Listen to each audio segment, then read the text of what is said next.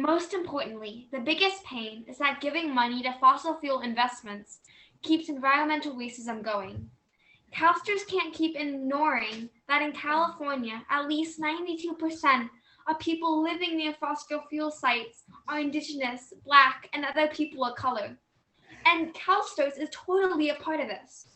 Not to mention what is happening in other countries. There is no way CalSTRS is going to get all of the oil companies to go green and clean up all that nastiness like they would if they were doing this to wealthy white places and people.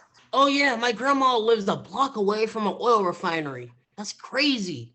Hey, remember that message that Isha made when we learned that Miss Hendricks posted about doing a run for Maud? As a 14-year-old African American in this country, I felt so devastated when I learned about him being murdered by a white dad and his son in the middle of the day.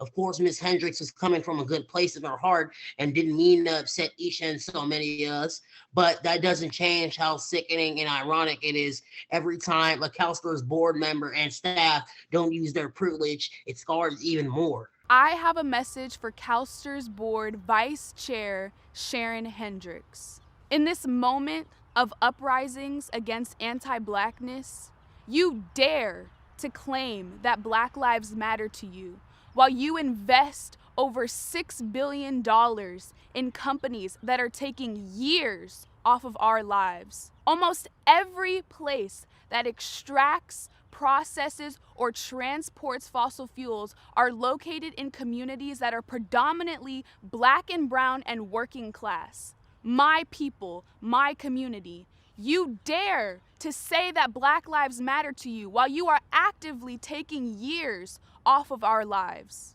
Now that CalSTRS staff are saying they're, air quotes, shareholder activists, end air quotes, it hurts double. True activists don't act like they know better than the people that are most impacted by the oil and fossil fuels that they pump out.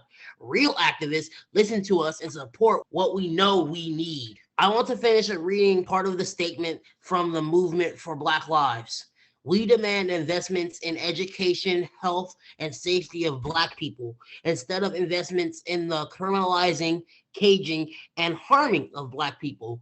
We want investments in Black communities determined by Black communities and divestment from exploitative forces, including prisons, fossil fuels, police, surveillance, exploitive corporations. This includes a divestment from industrial manipulation and the use of fossil fuels and investment in community-based sustainable energy solutions.